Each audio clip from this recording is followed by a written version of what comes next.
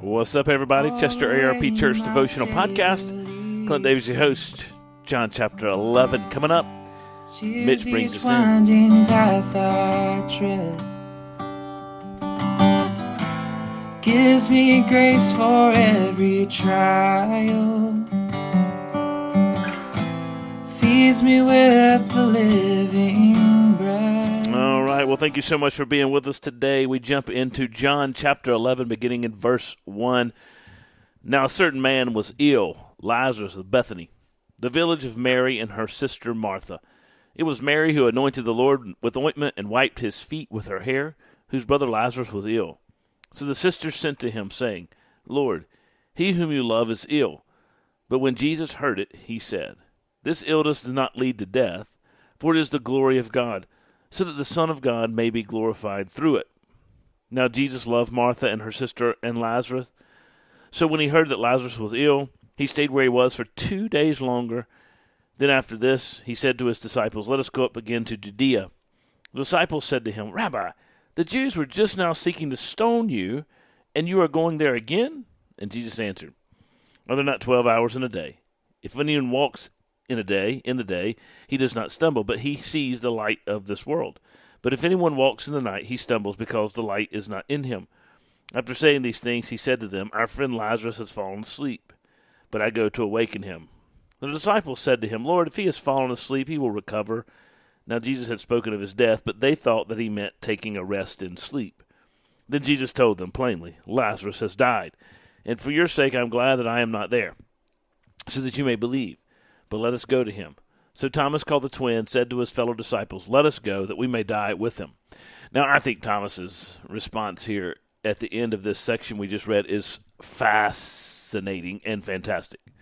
I think it's just fascinating and fantastic because Thomas here just very openly and bluntly says, listen, if Jesus is going to go die, hey, we might as well go too. I mean, we're here. We're in it to win it, right? We are here. We have committed ourselves. We have answered the call. We're going with him. We've been with him for 2.5 years. We've been here. We've been in situations where it's been close to death. And now we perhaps wondered whether or not we were going to die along with him. And he's been ostracized by the leadership. We've been ostracized by the leadership. We've cast our lot with him. We're there. We might as well go too, right? I just love that. That's a secondary point. The main point of this beginning pages or beginning part of this story in John chapter 11 is the fact that Lazarus, whom Jesus loves, has died. Jesus first receives word when Lazarus is very ill. He hasn't died when Jesus first receives word. In fact, we're told that he had fallen ill and they'd sent word to Jesus, and we're told specifically that Lazarus is the one whom Jesus loves. When Jesus heard this, he said to his disciples, This illness does not lead in death, for it is the glory of God, so that the Son of God may be glorified through it. Now, Jesus loves them. He heard that Lazarus was ill. He didn't run to Lazarus' aid. We tend to expect Jesus to run to our aid, but Jesus remained where he was for 2 more days. He has a perfect plan, a perfect timing. Jesus tells his disciples it doesn't end in death, but yet we read that Lazarus dies. Time came for him, and he died. And the disciples thought Jesus was just talking about sleep, resting, and Jesus has to plainly tell the disciples he died. Now, wait a minute. Jesus just said it wasn't going to end in death. I'm glad I wasn't there so that you may believe. But here's Lazarus dead. And by the time he gets there and raises Lazarus from the dead, it's 4 days. We'll read that later on. It's 4 days. Mary and Martha actually say, Martha in particular says, hey, listen, don't roll the stone away. He's going to stink by now. Don't do that. What do we make of this? Well, I think there's really several things we pull from it. Number one, Jesus has a purpose and plan for all things. Everything points to his glory. And the purpose for which he does all things is, one, to glorify him, but two, to engender faith in us. And so he delays where he is.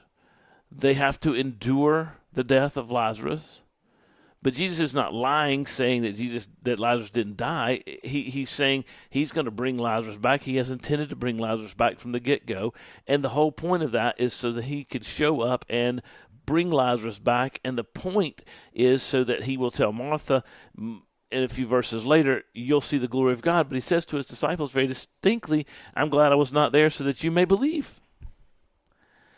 So Jesus' purpose in going to pull Lazarus out of the tomb, to raise him from the dead, is so that the disciples may believe. May believe what? May believe that Jesus is the Son of God, may believe that Jesus has power over death, may believe that Jesus is God himself. But also, you have to keep in mind everything that Jesus is doing from this point forward is looking toward his own death and resurrection.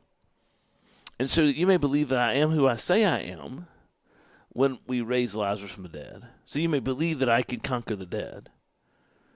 But more than that, so that you may believe when I am raised, wait a minute, he just raised Lazarus, now he's raised, and you're likely to believe and have faith and trust the report as true. You see, that's what Jesus is all about. So he has a purpose and a plan. Just as the man born blind in chapter 9 was there to reveal the glory of God, Lazarus' death was there to reveal the glory of God. And Jesus stayed where he was. Now, we have a problem when Jesus doesn't rush to our aid. Martha has that problem. We'll see it tomorrow. Martha has that problem. Why didn't Jesus rush to the aid? We expect him. He loved Lazarus, and he loved him so much to let him die so he could bring him back, to demonstrate his glory, but also to give Lazarus the opportunity to testify to the power of Jesus in his life. You have to understand that when God does what he does in your life, when he does what he does in my life, he's doing it because he loves us. Love dictates everything that he does. And when we think about our lives, when we have to go through hardship and difficulties, we may say, man, this is evidence in our opinion that God doesn't love us. Nothing could be farther from the truth. He is doing everything he does because he loves us.